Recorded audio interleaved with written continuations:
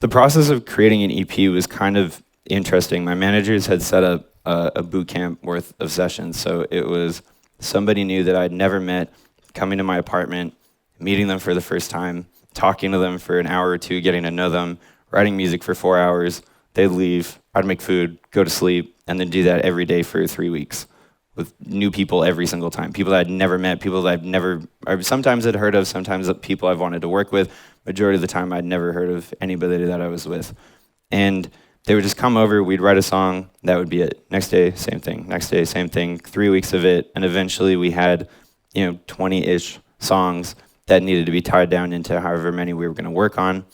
I ended up producing out the ones that I felt were the strongest or the ones that I had immediate ideas for.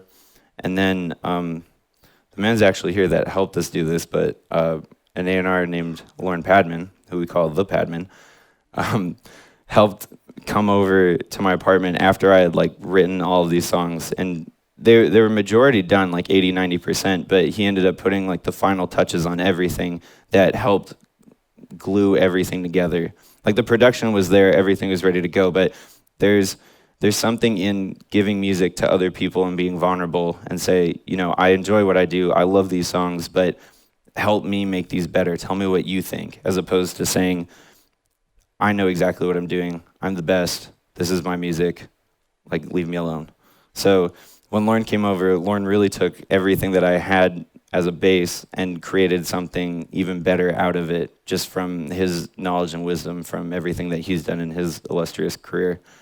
And then eventually, as we were going through, creating the art direction was just a mood board with any type of ideas that I could come up with. I had the tattoo idea in mind, although I see these as tattoos, but I also just see them as small little line drawings, which you could get tattooed, but for some reason, those really stuck with me.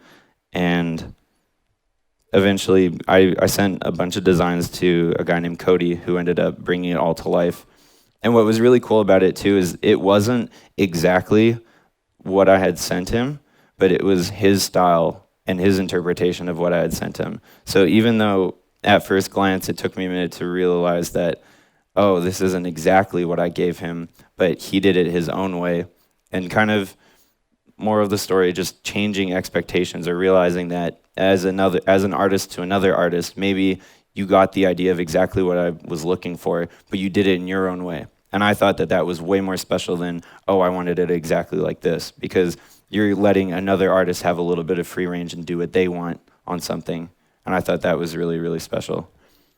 But eventually all the songs came together, put it out, put a tour around it, and all of that, which sounds kind of, I've shortened that story pretty quick, but that took 5 months getting everything set up. It was a really, really long process, but I'm very thankful that we went through it and did it, because I think I grew quite a bit.